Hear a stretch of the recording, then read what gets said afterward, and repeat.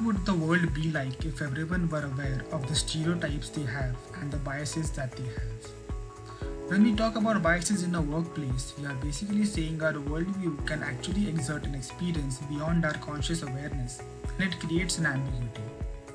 Right when we see anyone, whether we think about it or not, we are implicitly or automatically making judgments about how warm or competent that person or thing is. All humans need to make decisions. We fill in the blanks because our brains are wired to do that, and we fill in the things we don't with past experience. You pattern map to someone you think you should hire, so you are not going to hire him versus this person because they didn't map. You can't fill in the blank as they don't look like you or they are not from the same background, so you can't see how they are going to make the jump. When we are working in our day-to-day jobs, we are still making judgments about the people around us, about the resumes we see, about the employees we are trying to decide whether to put them on the teams or not.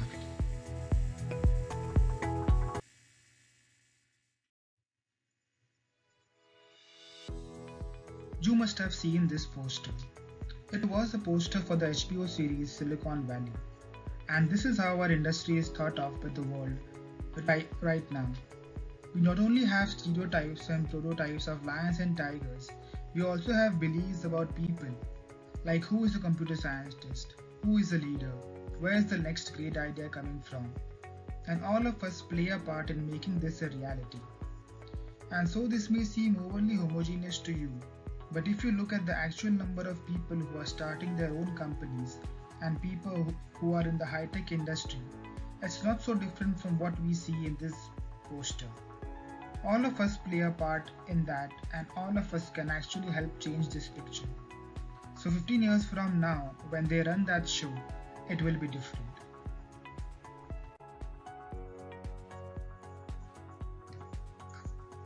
There are 4 things in the workplace that commonly trigger unconscious bias. First is task. We associate certain jobs with a certain type of person. Second is numbers.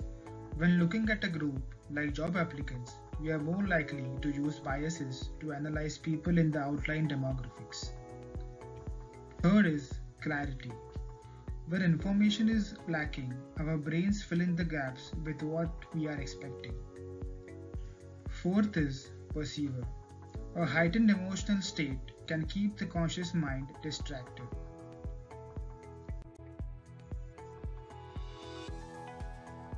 Every organization believes that they are an amazing company. So even if the bias exists somewhere out in the world, it's not here. We have this myth of the technology industry that it is the most ideological and biases are unlikely to exist here.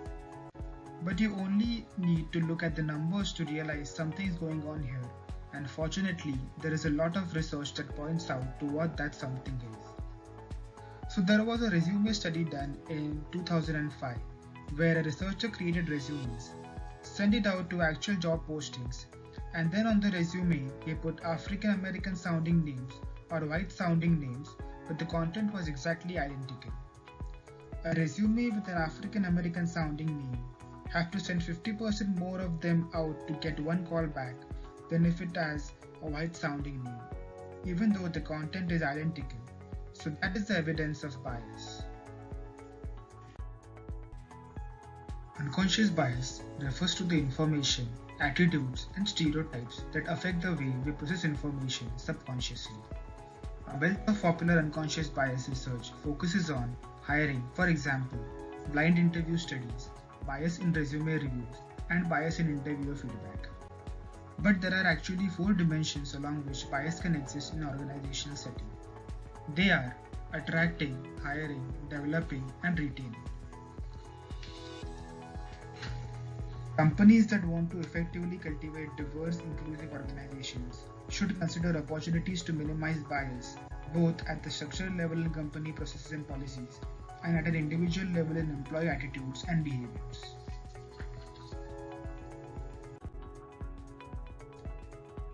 In the attracting phase, companies should review their career sites and make updates to depict a culture that is inclusive and welcoming to all employees. including photos of employees from different backgrounds, highlighting inclusive perks and benefits, and explicitly referencing that the company values a diverse, inclusive culture are all best practices. Reviewing job descriptions for problematic language and creating guidelines for future descriptions is a key strategy for attracting diverse applicants. Given that referral candidates are very rarely diverse, companies should minimize the extent to which they prioritize referrals over other candidates, and should engage in active sourcing efforts to identify candidates outside of their own networks.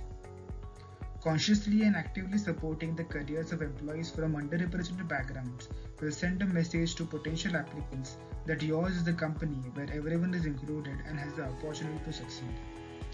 The company should encourage employees to diversify their networks and refer diverse candidates. Encouraging employees to diversify their personal networks fosters a more diverse pool of potential referrals. Candidates' first impression about a company often arise through interactions with current employees. Having a workforce that understands and is able to talk about diversity is important. The company should empower employees to notice and call out unconscious bias. Creating and maintaining a company culture that is attractive to a wide range of candidates is something all employees should take part in.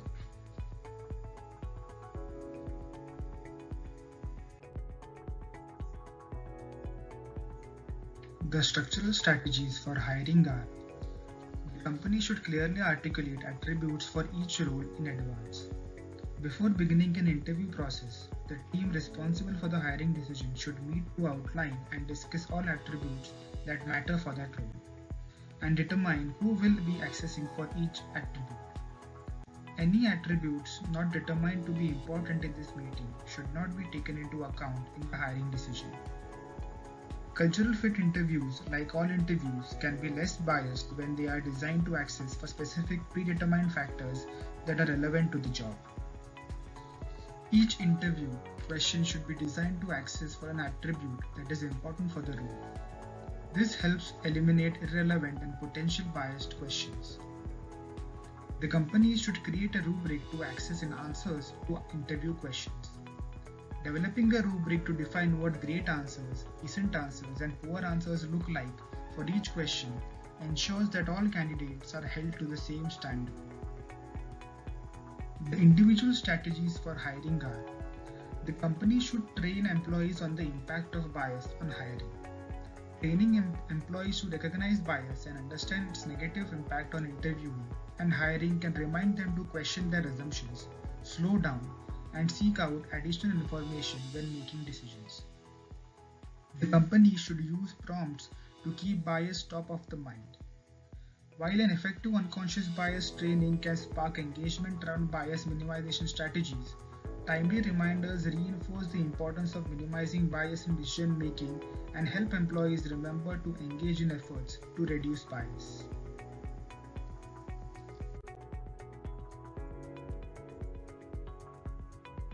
The structural strategies for developing are: the company should add structure to formal processes like performance evaluations and promotions. Adding structure to these processes produces fairer and more objective outcomes. For example, developing job level expectations and rubrics for assessing performance minimizes bias. It also makes these processes easier and produces better outcomes overall. The company should monitor for bias in performance and promotion processes. Monitoring for bias allows the company to identify and address disparities quickly. They should create career development programs for employees from underrepresented backgrounds, because bias can lead to better mentoring and development opportunities for majority group members.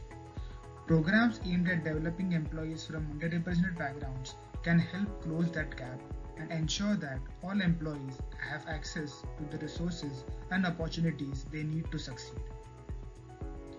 The individual strategies are: the company should remind employees about common biases specific to performance reviews and promotions. Because employees play a key role in reviewing performance and making promotion decisions, it is important to educate employees about common biases. The company should encourage employees to build networks and mentoring relationships with people from underrepresented backgrounds. both within and outside the organizations. This can help mitigate the extent to which informal relations overly and unfairly benefit employees who are part of the majority group, while giving employees greater access to counter stereotypical information.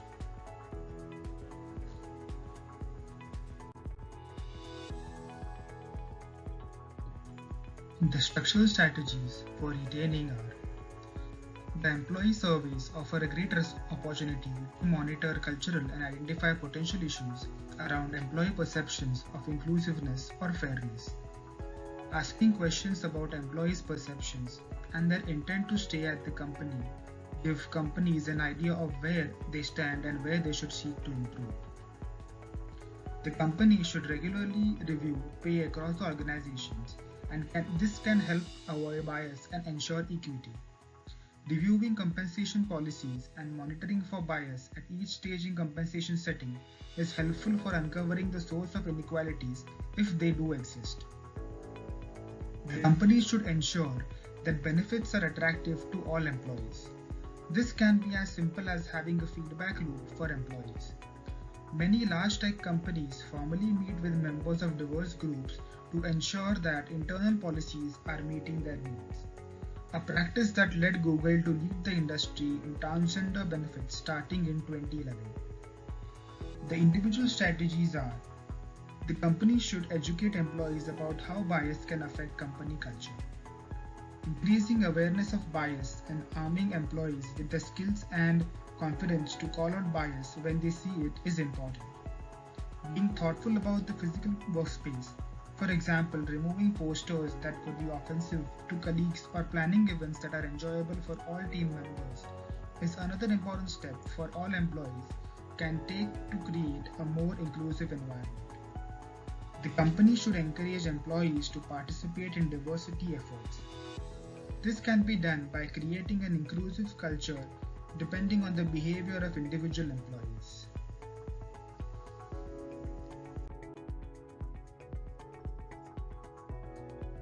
For companies that want to begin to address unconscious bias, training can be an effective first step. An effective training should raise awareness of bias, create a common language around the topic, and articulate the importance of minimizing bias and encouraging inclusion. A common challenge with any training is translating that experience into meaningful and lasting change. While well-designed trainings are of a great first step, they are only a first step. Once employees understand the impact of bias, they will be more receptive to structural efforts to minimize it.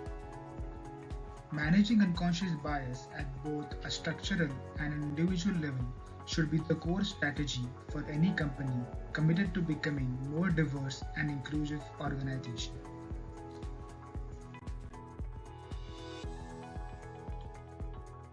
The one thing that is common in all the four phases is diversity. The network of people you are connected with is critical to your personal and career success. When associating solely with similar individuals, you limit the information you have access to, as well as who has access to you. This is a diversity model, and it's kind of a way that we would like to think about this phenomena of how people work their way into the trusted tech. Level 1 trust are people that you are just getting to know or that you are acquainted with. This is always the biggest number of people we know. It's people we are familiar with. If we use time and relationship building, then people move into our level 2, and that list of people we would say have moved beyond the name. They are the people that you will trust in your yard, in your house. It's usually about 10% of this outer circle that we actually feel comfortable with. So the trust is growing. They are those people we trust more, and then we move into the inner sanctum that we call the trusted 10. For most of us, we see the least amount of diversity in that circle. When you have a chance to give somebody a high visibility project, you will go to the people from level 3. So the implication for an organization is, if we keep giving the good opportunities, promotions, stretch assignments to folks that are up in level 3, then we are going to keep replicating people that see the world more like we do. So when you go back to your corporate or academic career, what are some conscious things that you might do over to increase the size of your level 3? That we'll discuss during my activity in our class. Thank you.